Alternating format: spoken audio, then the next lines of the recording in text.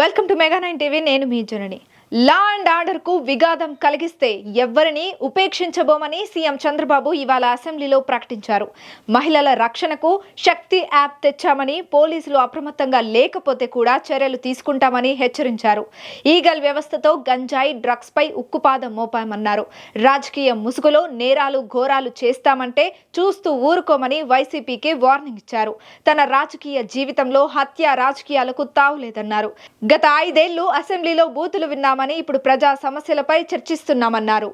ఈ రోజు social media మనం చూస్తున్నాం. విచ్చలవిడితనం వచ్చింది. క్యారెక్టర్ అసాసినేషన్ జరిగే పరిస్థితి వస్తుంది.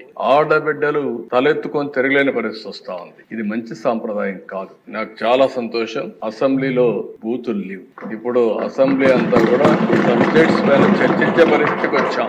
ఆ 5 సంవత్సరాలు అసెంబ్లీలో బూతులు మాట్లాడడం, బయటంతా భయంకరంగా ఉండడం, ప్రజాస్వామ్యం పూర్తిగా అపహాస్యం కాబడింది. అలాంటి అన్ని పోయే పరిస్థితికి వచ్చాయి. ఈ రోజు మళ్ళీ రాష్ట్రంలో ఒకటే విజ్ఞప్తి చేస్తున్నాం.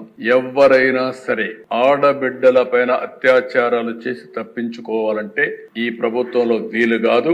అదే చివరి రోజు అవుతుందని మరొకసారి హెచ్చరిస్తున్నాం. చాలా కఠినంగా చెప్తున్నాం. ఇంకా కొంతమంది అక్కడక్కడ చూస్తున్నారు, ఆకతాయిలు ఉన్నారు, ఇష్టానుసారంగా ప్రవర్తిస్తున్నారు. వారందరికీ కూడా ఒక మెసేజ్ పోవాల్సిన అవసరం ఉంది. నేను ఒకప్పుడు ఒక మెసేజ్ ఇచ్చాను. ఈ రాష్ట్రంలో లా అండ్ ఆర్డర్ మెయింటైన్ చేయాలి. తీవ్రవాద సమస్య పరిష్కారం కావాలి. మత విద్వేషాలు లేని రాష్ట్రంగా మత సామరస్యాన్ని పెంచాలి. ముఠా నాయకులందరినీ ఒకటే మెసేజ్ ఇచ్చాను. తరతరాలుగా మీరు ముఠాలకు పాటుపడుతున్నారు. కుటుంబాలు లేకుండా పోయే పరిస్థితి వస్తా ఉంది. ఇంక ఈ రాష్ట్రంలో జరగడానికి వీలు లేదని ఆ రోజు కూడా చాలా స్పష్టంగా కంట్రోల్ చేశాం. రౌడీలకు ఒక మెసేజ్ ఇచ్చాం. ఈ రాష్ట్రంలో రౌడీ అనేవాడు ఉండడానికి వీలు లేదు. ఈ రాష్ట్రం మీకు సహకరించదు.